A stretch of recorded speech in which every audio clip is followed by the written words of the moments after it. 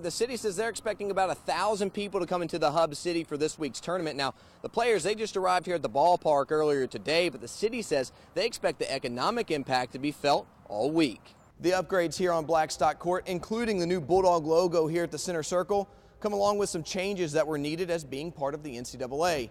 Now, coaches and players say the new court design will help make an already good home court advantage even better.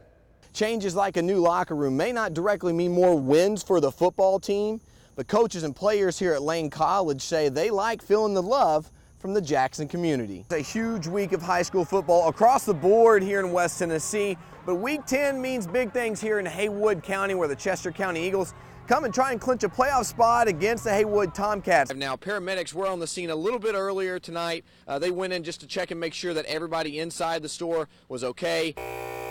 NFL balls are perfect footballs. Collegiate balls might not be as perfect as them. Butch Dowdy has been working in athletic equipment for 35 years, the last 20 of those with the UT Martin football program. He says preparing footballs for a game isn't a one-day process, but starts weeks ahead of time. I wet them down and wipe them off, get the slickness off, because when they come, they are slick. Dowdy airs each game ball to the NCAA's required 13 pounds of pressure. After that, they're out of his hands. The referees check them, and if it's 12, they'll put 13 in them. You know, I don't touch them. My ball boys just run them, and that's it. Equipment experts with UT Martin's football program say there's not a big difference between an underinflated and an inflated football. But if you talk to a quarterback or an offensive coordinator, they'll tell you differently. This is actually a good ball, but you got to use this one. Jabari Dunham is a quarterback at UT Martin.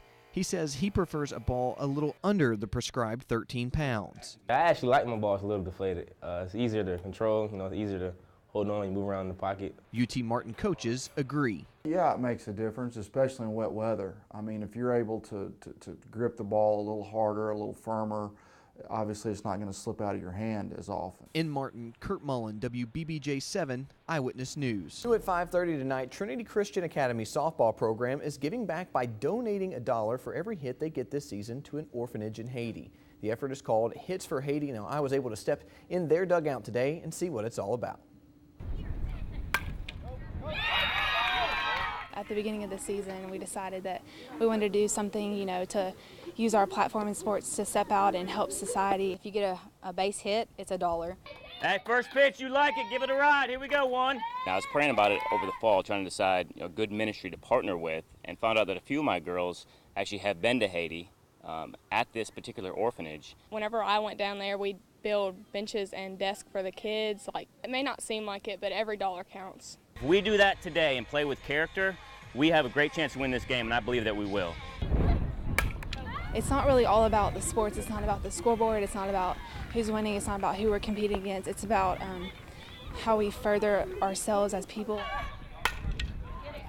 Going into every game, you kind of think about it, like it's on your mind some, and then after you get on base, you just think that's $1 for those kids in need. It is an opportunity to make a difference, and it doesn't matter how much money we raise. More importantly, we're raising awareness and hoping that maybe this catches on, not only at Trinity, but in Jackson as well.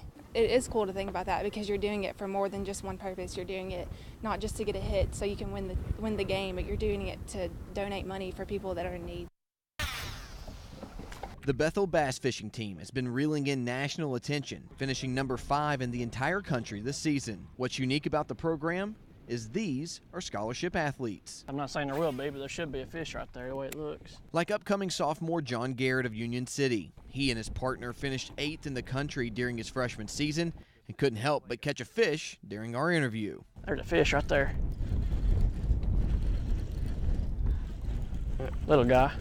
Garrett says being able to help pay for his college by fishing is a dream come true. It means a lot to me. You know, I grew up fishing and hunting, and me being able to go to school for it and help pay for my school, it really means a lot. Now, the Bass Cats have about 30 student athletes that compete on the team, only 5 of which are from here in West Tennessee.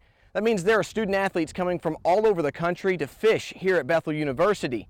Now, those who organize the team say it's special being able to bring bass fishing and education together. It gives them the opportunity, if they don't have the chance to be a part of a baseball, football, or basketball program, traditional sports, it gives them the opportunity to still go to college and get some scholarship funding to be a part of a sport that they love.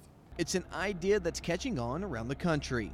Garrett says he's proud to be a part of it. Give people an opportunity like I have to come to school and fish and, set high standards for the rest of the schools, and now the rest of the schools are catching on and making more people be able to go to school and go fishing. To Bethel, it's an idea that produced 3 national championships.